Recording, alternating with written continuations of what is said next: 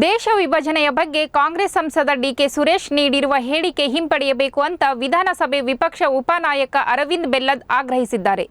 ಧಾರವಾಡದಲ್ಲಿ ಸುದ್ದಿಗಾರರೊಂದಿಗೆ ಮಾತನಾಡಿದ ಅವರು, ಕಾಂಗ್ರೆಸ್ನವರು ಮತಕ್ಕಾಗಿ ದೇಶವನ್ನೇ ಮಾರಲು ಹಿಂದೆ ಮುಂದೆ ನೋಡುವುದಿಲ್ಲ, ಅಲ್ಲದೆ ಯಾವುದೇ ಹಂತಕ್ಕೂ ಇಳಿಯಲು ಅವರೆಲ್ಲರೂ ತಯಾರಿದ್ದಾರೆ ಅಂತ ಕಿಡಿಕಾರಿದ್ರು. ಇನ್ನು ಕಾಂಗ್ರೆಸ್ ಸಂಸದ ಡಿಕೆ ಸುರೇಶ್ ಮತಗಳ ಆಸೆಗೆ ದೇಶ ಬೇರ್ಪಡಿಸುವ ಹೇಳಿಕೆ ನೀಡಿದ್ದು, ಈ ಕೂಡಲೇ ಅವರ ಹೇಳಿಕೆಯನ್ನು ಹಿಂಪಡೆಯಬೇಕು, ಜೊತೆಗೆ ತಾವು ಆಡಿದ ಮಾತು ತಪ್ಪು ಎಂಬುದಾಗಿ ಹೇಳಿಕೆ ನೀಡಬೇಕು ಅಂತ ಒತ್ತಾಯಿಸಿದ್ರು.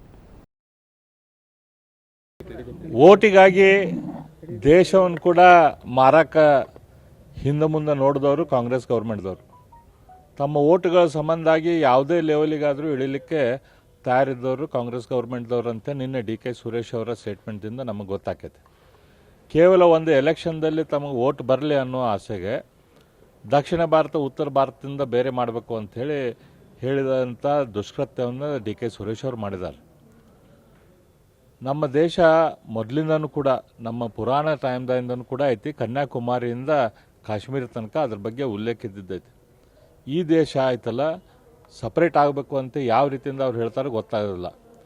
ನಿಜವಾಗಿ ಈಗ ನಾವು ನೋಡಿದ್ರೆ ಇಡೀ ನಮ್ಮ ದೇಶದಲ್ಲಿ ಅತ್ಯಂತ ಹೆಚ್ಚು ಬೆಳವಣಿಗೆ ಆದಂಥ ರಾಜ್ಯಗಳಂತಂದ್ರೆ ದಕ್ಷಿಣದ ರಾಜ್ಯಗಳದ. ಇವತ್ತು ಕರ್ನಾಟಕ ಆಗಲಿ, ತಮಿಳುನಾಡು ಆಗಲಿ, ನಮ್ಮ ದೇಶದ 4 ದೊಡ್ಡ ರಾಜ್ಯಗಳು ಎಲ್ಲಿ GST ಕಲೆಕ್ಷನ್ ಕೊಡ್ತಾವೆ ಅದರಲ್ಲಿ ತಮಿಳುನಾಡು, ಕರ್ನಾಟಕ ಬರ್ತೈತಿ.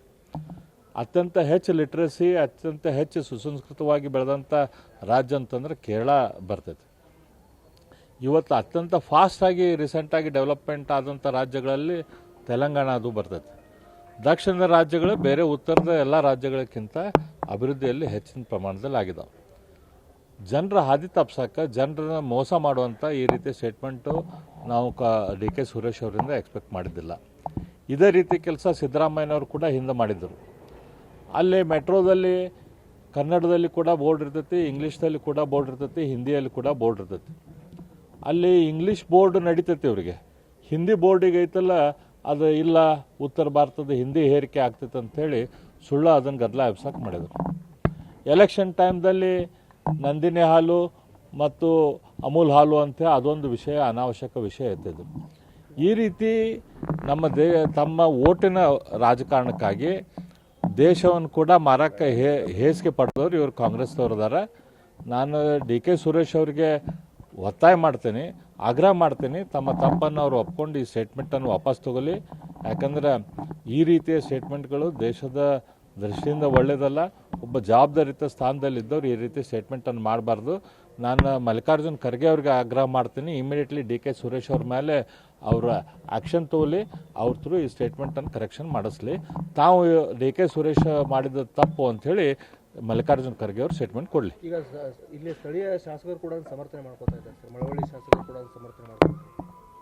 ಹಿರಿಯ ಅಕ್ಕನ ಚಾಳಿ ಮನೆ ಬಂದಿಗೆಲ್ಲ ಅಂದಂಗೆ ಈಗ ಇವ್ರೈತಲ್ಲ, ಒಬ್ಬರು ಮಾಡಿದ ತಪ್ಪು ಇನ್ನೊಬ್ಬರು ಮಾಡ್ಕೊತ ಹೋಗ್ತಾರೆ ಇವರು. ಅಂದರೆ ಎಷ್ಟು ಯಾವ ಲೆವೆಲಿಗೆ ಇಳಿತಾರೆ ಅನ್ನೋದು ನೋಡ್ರಿ ನೀವು. ಸರಿ, ಗ್ಯಾರಂಟಿಗಳ ವಿಷಯಕ್ಕೆ ಸಂಬಂಧಪಟ್ಟಂಗೆ MP ಎಲೆಕ್ಷನ್ ಮುಗಿದ ಮೇಲೆ ಅಕಸ್ಮಾತ್